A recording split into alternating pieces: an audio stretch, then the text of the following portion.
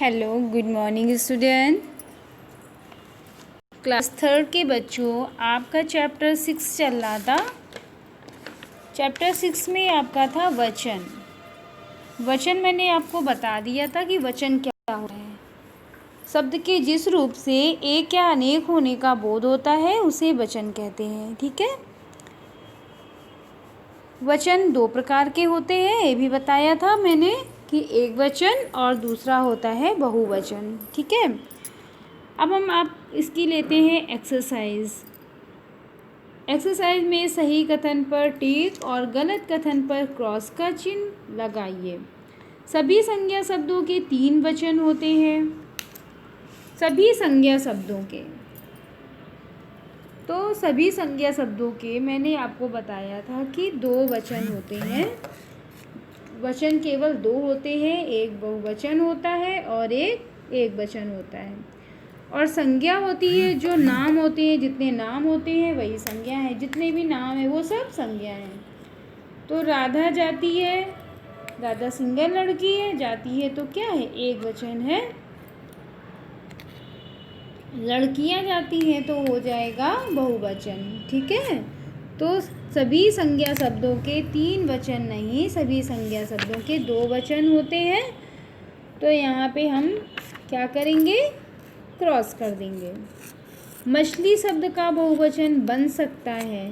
मछली शब्द का बहुवचन हो जाता है मछलियाँ।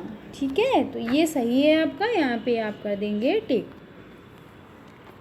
फिर आदर प्रकट करने के लिए एक व्यक्ति के लिए भी बहुवचन का प्रयोग करते हैं। बिल्कुल सही है।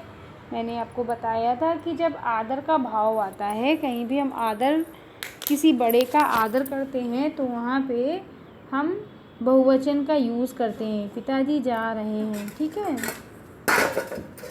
तो यहाँ पे हम बड़े के लिए आदर का भाव करते हैं तो वो एक वचन है, तो भी हम यहाँ पे करेंगे कि वो बहुवचन का यूज़ किया जाता है। सही है, यहाँ पे हम टिक लगाएंगे।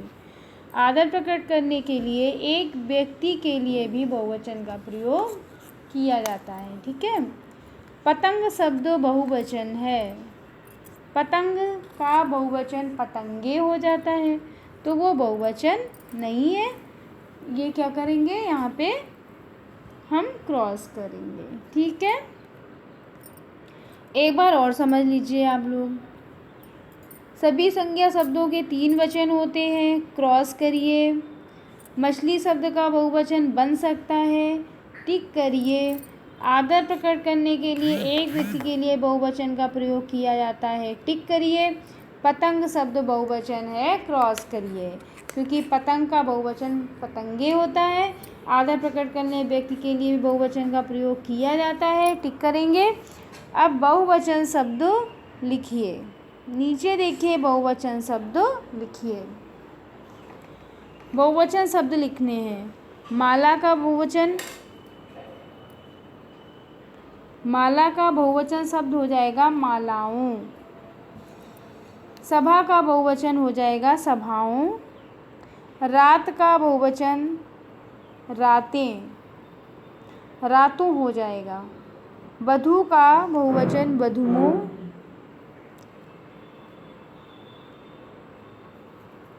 थैला का बहुवचन थैलों।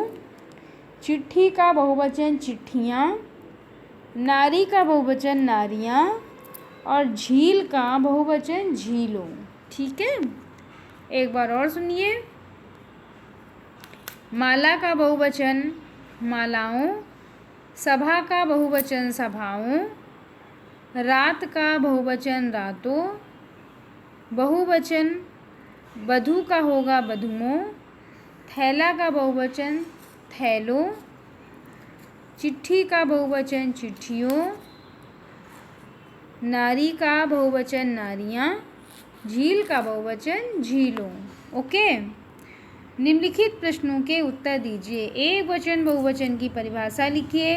कौन कौन से शब्द सदा बहुवचन में प्रयोग होते हैं, इनको आप छोड़ दीजिए। नेक्स्ट एक्सरसाइज में आते हैं। दिए गए चित्रों को पहचान कर उनके बहुवचन रूप लिखिए। यहाँ पे पहले देखिए आपका क्या है, चिड़िया। चिड़िया का बहुवचन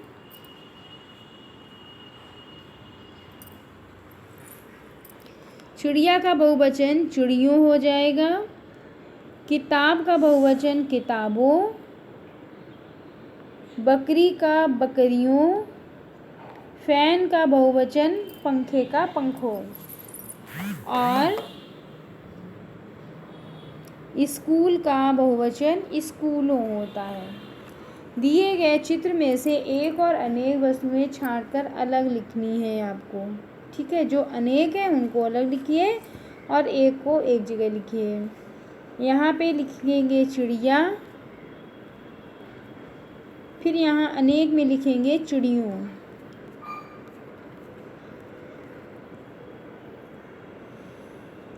नेक्स्ट लाइन में लिखेंगे पेड़, अनेक में लिखेंगे पेड़ों।